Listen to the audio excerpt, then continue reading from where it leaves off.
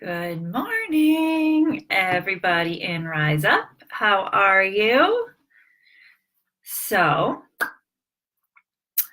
I wanted to hop on this morning with all of you lovely ladies and talk about one of the foundational steps that we reference a lot in our group coaching calls, and I do all the time with my private clients. There's one thing that you need to do if you want to heal your body. This will not come as a surprise to those of you who have done this already. And for those of you who are trying to figure out where you should start, this is step one. So if you have any chronic illness, inflammatory symptoms, this is where you would want to start. Even if you want to do something like increase energy or focus on weight loss, this would also be your number one step. So when Kristen and I talk about the root cause inside our membership here, a lot of times we are talking about digestive health, and we want to create a very healthy microbiome so that there's a domino effect throughout all the other systems in your body so that you can bring your hormones and everything back to a place of balance, back to homeostasis. And if you have an inflammatory response going on in your system, it can come out in a variety of different symptoms. It could be low energy. It could be that you are holding on to weight. It could be joint pain. It could be the skin inflammation like we talked about all month. But the number one step, the number one thing that you would need to do if you want to heal would be to remove trigger foods. So some of our most common trigger foods are things like gluten and dairy and eggs and corn and soy and nightshades. So a lot of you are in this place where you are reducing, sugar. A lot of you are reducing sugar. A lot of you are reducing gluten and dairy. However, if you still feel like you have symptoms present, I would encourage you to go cold turkey and remove those proteins from your diet completely. They can still cause an inflammatory response, even if you are eating them on a once in a while basis, because you are still keeping that inflammation heightened in your body if you're eating them, and you shouldn't. So one way that you can start to heal yourself is to do an elimination diet. You can do this a few different ways. You can choose one food group and test it out. And I'm going to explain to you how you would properly test that. So you could choose one food group like gluten and test it. You could choose all of the trigger foods. If you're coming to me and you have a lot of complicated issues going on, I recommend testing all of the trigger foods at one time. Simply because if you take out one food group like gluten, but say dairy is still causing an inflammatory response in your system, you might not actually realize how your body feels with the removal of gluten because there's still an inflammatory response happening. So I hope that makes sense, because ideally what we want to do initially is to remove as much inflammation as possible. And when we are eating foods that are not meant for our body, and remember, we are driving these protocols behind the concept of bioindividuality. So that means some of you are going to be fine eating eggs, and others of you may not be. It has to be a fluid, flexible plan. And some of you might not be able to eat eggs now, but maybe in 3 or 6 months you can eat eggs after we get the gut healed. So if you can tolerate it, and if you can handle it, I would recommend removing as many trigger foods as possible from your diet, from your system, to give the body a break with the digestion, to get the inflammation down under control, to start the healing of the gut. Because if we are experiencing any symptoms associated with trigger foods, that means that there's probably a leaky gut situation going on. And there's perforations present in the lining of our intestines, so that we have these food particles and these food proteins getting out into our system, and our immune system is doing a really good job of identifying these foreign objects in our body, and they're attacking them, and then we get these symptoms associated with our immune system that's working to identify and remove these foreign objects that have somehow escaped from our intestinal tract and gotten out into other places in the body where they're not supposed to be. So it's a sign that your body's doing what it's supposed to do, but we need to remove the trigger foods in order to heal that intestinal lining, so that we can move forward with the rest of our healing protocol to reduce the symptoms and to get better and to start feeling amazing. So let's just take, for example, let's say we're going to be removing gluten and dairy and eggs. And what you would do is choose a date, and, if you're close to the beginning of a month, maybe you say, okay, I'm going to start September 1st. And on September 1st, I am going to remove those 3 foods from my diet completely. And I want you to take them out completely for 21 days. So we want to give the body 3 weeks to get the protein out, but then to also flush the protein that is still currently in the system. So, after you eat, you have the protein that's still in your system. We want to give it enough time to flush it out so our inflammation can come down. After that 21 days of having the inflammatory food out of the system, you can, if you choose, and some people actually feel so good they don't choose to retest the foods they eliminated, which is totally fine. If you're feeling amazing, don't bring that inflammatory option back in. But if you're kind of wondering, like, okay, I feel really good and I have gluten and dairy and eggs out of my system and I feel really good. I started to regain energy. I lost weight. I'm able to, exercise again, and I don't have joint pain, like whatever it is for you. If you're feeling really good, you don't necessarily have to bring them back into your diet. But say you're wondering, you're like, well, I would kind of like to eat eggs again if they're not affecting me. So I want to test the eggs to see what happens. So after 21 days, what you would do is set up your meals so that you are ready to introduce eggs back into your diet again. And this will happen over 3 to 4 days. So on day 1 of reintroducing eggs into the diet, you would have it 2 different times during the day. So let's say I have eggs for breakfast, and then I have eggs again later on in the day for lunch or dinner. I would have to track my symptoms, and you might not feel anything right away, or you could feel something immediately. I've heard both. So it's very important at this point to keep a food journal.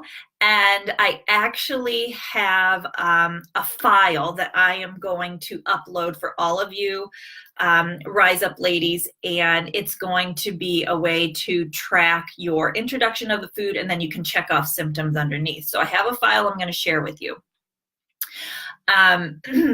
Okay, so what you would do is day 1, eat eggs 2 different times, breakfast and then lunch and dinner, and you're keeping track of symptoms. So maybe you get an upset stomach, maybe you get joint pain, maybe you feel a dip in energy without any real reason why. Hey Meg, I'm seeing you're joining. How are you? So that would be day 1, and then on day 2 you would do the same thing. So you're duplicating the day 1. So again, I would have eggs again on day 2. I would have them for breakfast and then a little bit on later in the day, and I'm tracking my symptoms. Okay, now at that point you might have an onslaught of symptoms and you're like, holy cow, eggs are really affecting me. I had no idea that they were affecting me like this before. I'm so glad, you're thinking, I'm so glad I took them out and I did this test. It really is the best way to figure out if you are sensitive to a food. So if that's the case, you need to keep that food out of your diet for 3 to 6 months while we're doing a gut healing protocol. Okay, so day 1, we tested the eggs twice. Day 2 of the reintroduction, we tested the eggs twice. On day 3, you're still going to journal symptoms, but you're not going to eat the eggs. So we have 2 days on and then 1 day off, and we're not eating. So let's say on the flip side, let's say I ate my eggs and I had them for breakfast, lunch, day 1, breakfast, lunch, day 2, day 3, I still am symptom free. I'm still feeling amazing. You're fine to eat the eggs then, and you can bring them back into your diet on a regular basis and not really have to worry about the inflammatory response from them, because we tested them. We had the protein removed for 3 weeks. We tested them properly, and now we are free to, carry on with putting eggs back in our diet, which means that the inflammatory response was coming from one of the other 2 foods we eliminated, either the gluten or the dairy. So the next step would be, okay, I feel really good. Didn't have any symptoms associated with reintroducing the eggs. So what you can do is wait a few days or a day or 2 or 3, whatever. That part's kind of flexible.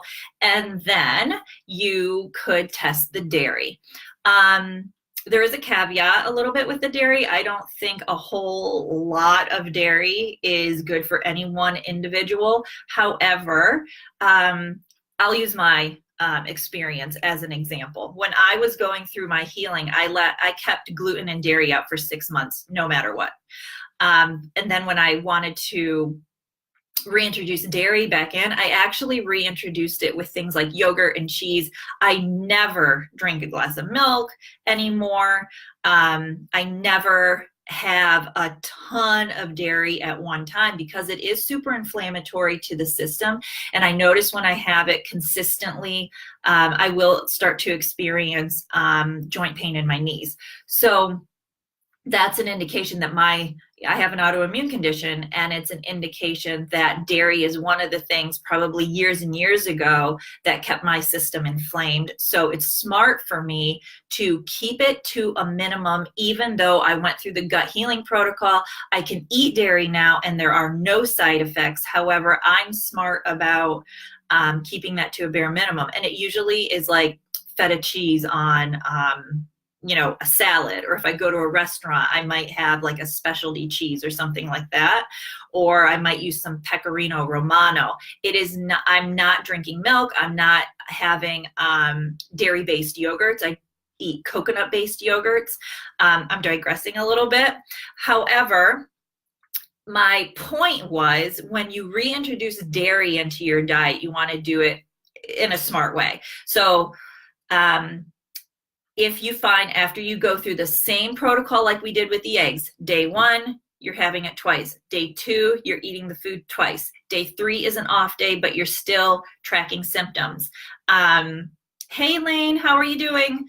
So that's the process of the elimination diet. Now, with the dairy, my point is, even if you bring it back into your system and you don't have symptoms that are going on, I still want to caution you to keep that dairy to a minimal level, because it is such an inflammatory food in and of itself. And there are different, we can get into this in a different conversation, but there are differences when it comes to raw dairy versus pasteurized dairy, and the, kefir that is fermented. So we can talk about that a little bit more in a different discussion, but I always want to caution you, don't go back to like a standard American diet where you're eating so much dairy at one time. So those are the 3 foods that we eliminated. So let's say if we bring dairy back into our diet and we do have symptoms, it's an indication that you are, responding to that food in an inflammatory way, and you would have to keep it out for months to do the gut healing protocol. It doesn't mean, like in my situation, it didn't mean that I had to be off dairy forever for the rest of my life. I stayed off dairy for 6 months. And then I was able to bring it back in, like I said, like in feta cheese and pecorino romano and, small things like that. But I don't eat it like I used to. So if we bring it back in and we're having symptoms, you have to take it out. Even if you are also having symptoms with the eggs, you take both the foods out while you're going through a gut healing protocol. However, if you bring the dairy back in, you're like, I ate cheese twice today, and you do have to make sure it's enough. Can't be like a bite of cheese. You have to make sure it's, enough to trigger an immune response or the symptoms going on. So let's say you brought the cheese in, you tested it for the 3 days, and you're like, I don't really feel any symptoms at all. I'm still feeling pretty good. That means you can probably bring it back in at a minimal level. And that would kind of tell us that the gluten in that case was what the real problem was. That at that point you can choose to test it or not. And there's a lot that we can talk about with gluten in general as well. Like we could have a whole masterclass on gluten, a whole masterclass on dairy, and that's something that we'll probably end up doing. But my point is, I wanted to talk you guys through the number one thing that you have to do if you want to start the healing, and that's removing the trigger foods.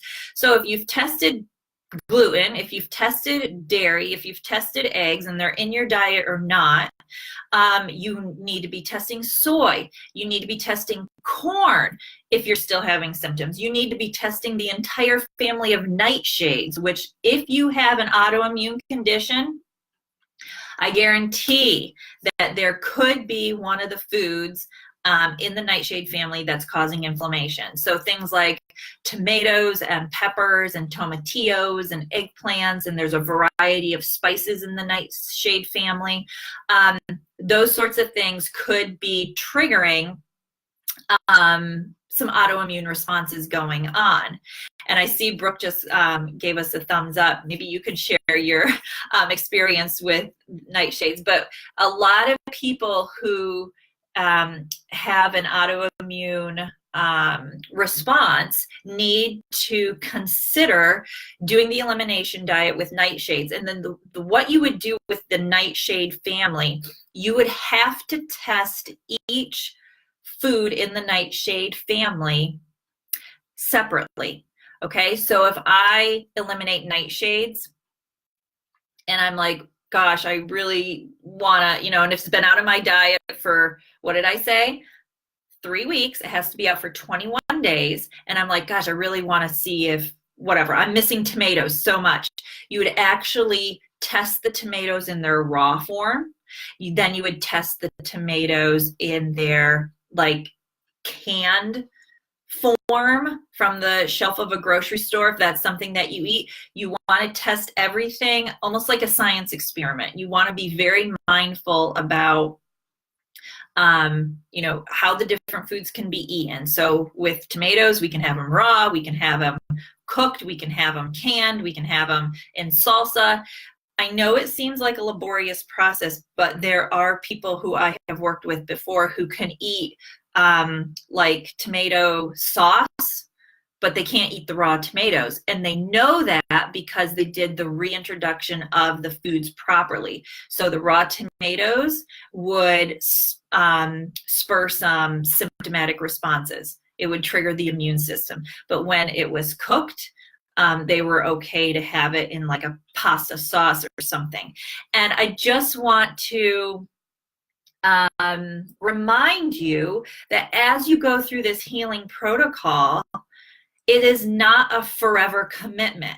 We're talking about 3 weeks to remove the food. And when you're in it, when you're in the elimination diet, it can feel like super overwhelming because you're like, what in the heck can I eat? So that's where you would reach out and get support from us because we don't know everyone's situation. So you might be cool just eliminating the gluten, or you might be someone with a lot of complicated issues and a lot of clinical questions, and you probably need to eliminate a lot more of the foods, just to make sure you have those trigger foods out so that you are calming down that inflammatory response so that your body really can start to heal. Because if you start a gut healing protocol without removing the trigger foods, you really aren't going to see the progress that you would expect to see going through this more holistic approach to healing. It has to be trigger foods first. And that's why I stand by this. It has to be the number one thing that we identify and get rid of, and make sure that that's part of the healing protocol right off the bat if we really want to exacerbate the healing process. So I hope that makes sense. You know, I am going to post a file for you guys that you can download. And if you want to do an elimination diet and then reintroduce it, I have the directions in this file. And I've also attached a symptom checklist for you that will help you keep track after you reintroduce the foods. And just one other thing too, like if you have, say you have some complicated issues, autoimmune conditions, whatever it is, it's really smart to continue to test these foods, you know, once every 2 to 3 years. So for me,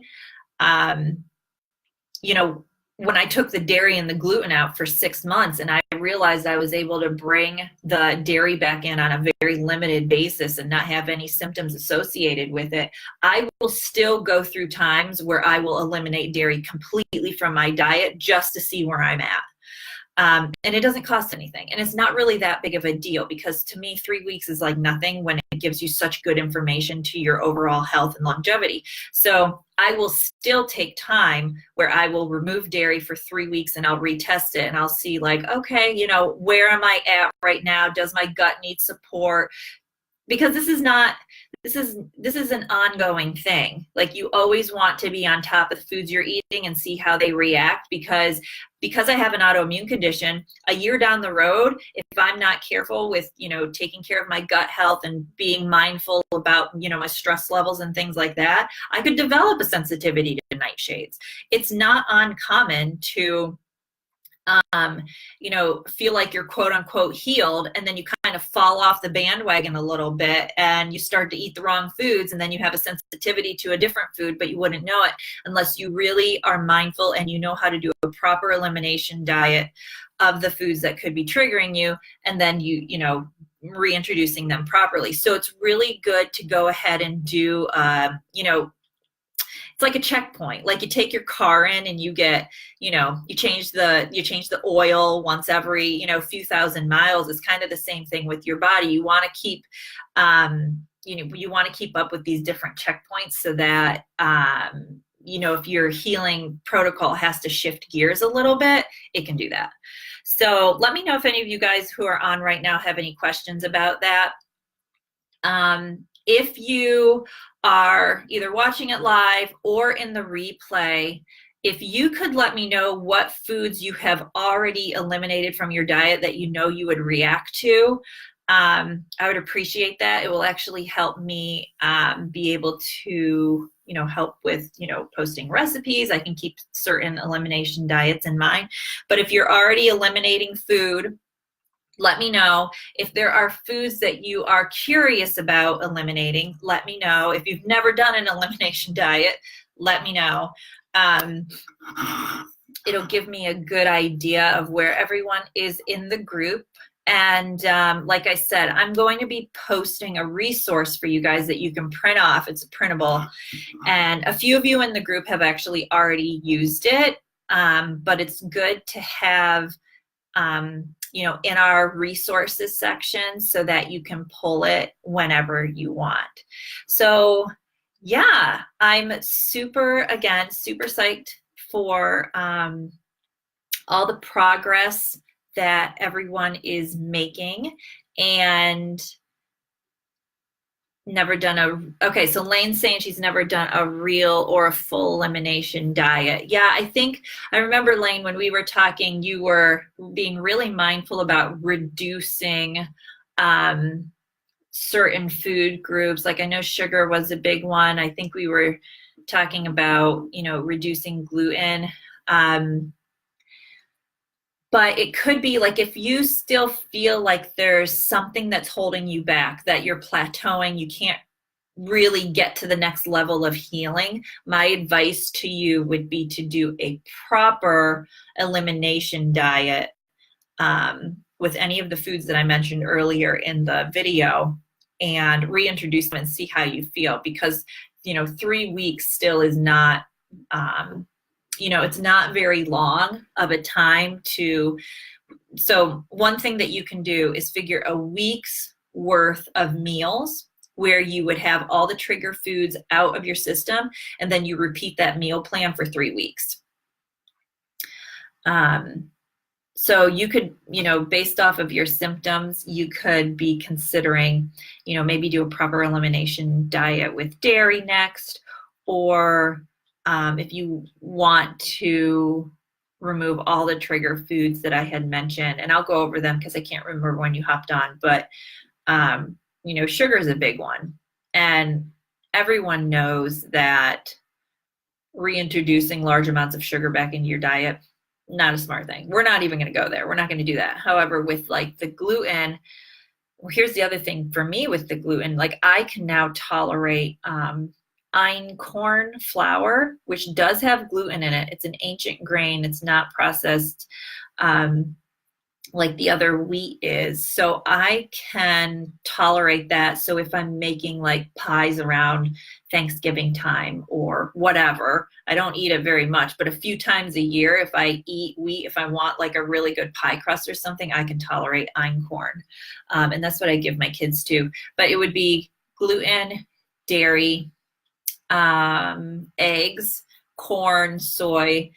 And if you have thyroid issues, just keep soy out pretty much altogether. And then nightshades. And then the nightshades is an entire family. So you would want to be mindful of when you reintroduce for the nightshades, you have to reintroduce them one by one. So I'm going to test the tomatoes. I'm going to test them raw.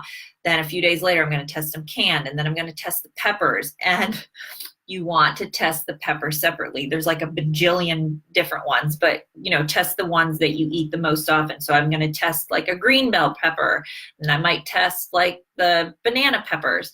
I hope that makes sense. I know it can seem super daunting because it's like, gosh, this is like a never-ending process, but it's really not. It would take you, if you cut out all the foods, it would take you like maybe a month and a half to reintroduce them back into your system, and then to take notes, and it would give you so much information for why you might not be healing, what might be going on in your body, and why you can't, you're like, well, shoot, I'm like cutting out sugar, I'm reducing gluten, but I still feel like crap. That's because there's probably another food in your system that you're not aware of that's causing all kinds of inflammatory responses. And we have to be a little bit of a detective. Like one of my clients recently, she was doing a really good job of removing sugar, caffeine, and gluten. But she's like, gosh, every time I eat eggs for breakfast, I feel really tired. And I'm like, ding, ding, ding, we got to remove them. So, and she actually removed the eggs. She got a lot more energy after a few days of having them out of her diet. And she's like, and you know what? I started losing weight.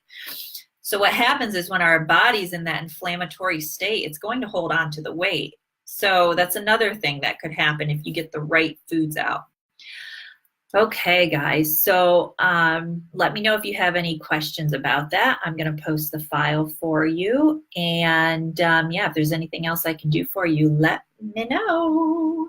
But I'm going to go ahead and sign off, and I will check in with you guys later. Have a good one, everybody. Bye.